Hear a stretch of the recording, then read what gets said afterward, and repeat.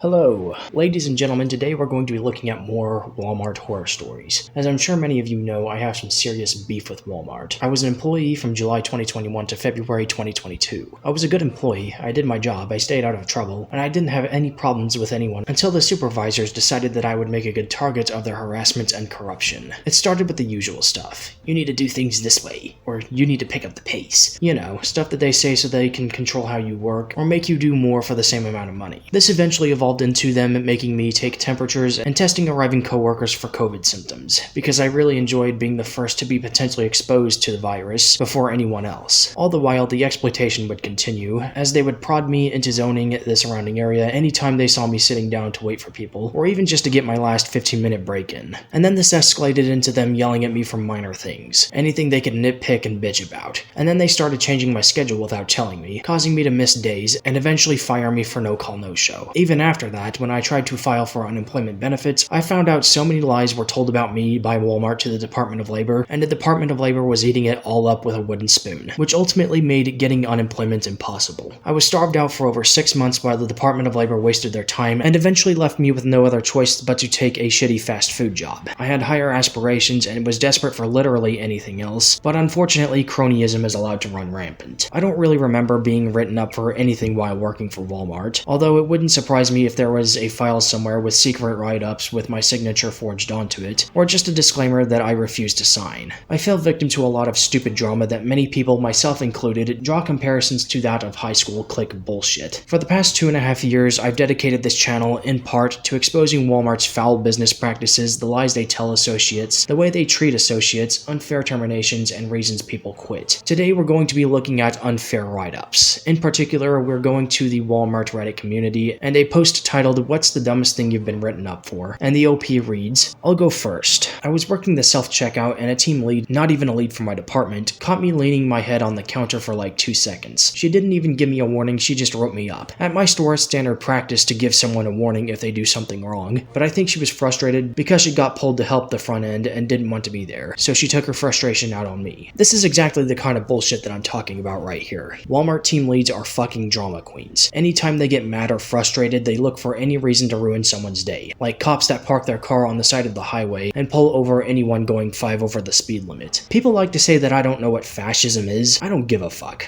okay? When you have to be afraid of leaning your head down for literally a second because you're worried that someone is going to see and write you up, call it what it is. I mean, sure, they're not beating you into the ground for speaking out against a genocide, or exterminating you because of your race or your religion, but when you're written up for something like this, or in my case where I was fired and sent into poverty, it's not really much better. I mean, you might as well just come and gun me, but do whatever you think is going to save you the most face. It's still shitty. But anyway, yeah, Walmart team leads are the fucking worst. This little bit of power that they have, they abuse the shit out of it. Complete and total disregard for standard practice, no surprise there. I can tell that this team lead just doesn't like you in particular, hence why she's taking her frustration out on you. Ew, that Melissa is over here. She makes one wrong move and I'm writing her up. Dispute this write-up, and seek better employment. Do yourself a favor and get away from Walmart. Trust me when I say that there are so many entry-level associates that have issues with egotistical team leads. A team lead position at Walmart brings out the absolute worst in people. I speak from experience. Continuing forth, a comment reads, "In 2017 we got about 2 feet of snow and a state of emergency was declared. The entire store called out except for 10 people. The management team wrote up everybody who called out that day." No surprise there, unfortunately.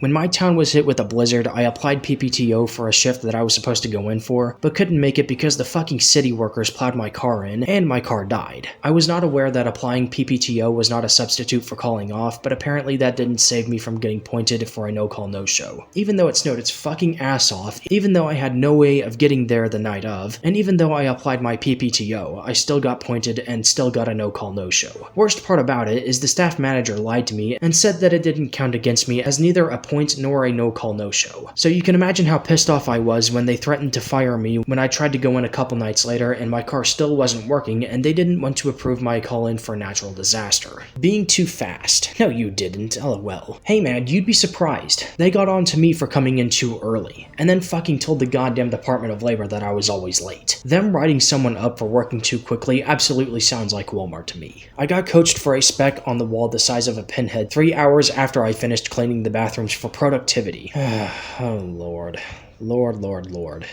Walmart supervisors are just bored, aren't they? Coaches, supervisors, they're fucking bored. Because all they do is just walk around and make sure people are working. Trust me, I know. That's all I ever saw them do. Unfortunately, they seem to channel that boredom into yelling at people, stirring the pot, and issuing random ass fucking write-ups. Every so often they would actually help do work, but not very often. Okay, last one, and it's delicious. This guy was written up on 3 occasions for separate things. His story reads, "Someone's jack was in the way when I was pulling a pallet through a tight space, so I just pushed it with my foot and got wrote up for endangering myself and others." What? And with no customers in the store. How does he endanger himself as well as others by, I'm guessing he nudged it or scooted it over? Whichever supervisor or manager saw that was overreacting big time. Shit. Almost reminds me of the time the maintenance supervisor was yelling at me because I almost took his pallet jack that he left an empty pallet on, save for a pair of like granny panties or something, and I was going to take his pallet jack because I needed one so I could take my overstock to the back room. Anyway, going 1 minute over my 15-minute break. Oh, come on now. That sounds like they were picking shit wherever they could find it. When I was working there, of course it's been 2 years now, but they used to give us an extra 5 minutes to get back from our break. This to me sounds like they want associates to leave their workstation for their break and be back right at the 15-minute mark. So in reality, you only get like a 10-minute break, because we all know Walmart stores are fucking huge, and chances are the commute to and from the break room is a minute or 2 or several. When I finished taking my breaks, I used to go to the bathroom before I got back on the floor. Finally, my girlfriend took home CSM keys on accident, and they sent me home on lunch to get her keys and bring them back to the store. Then wrote me up because, as an hourly associate, I'm never to have possession of management keys.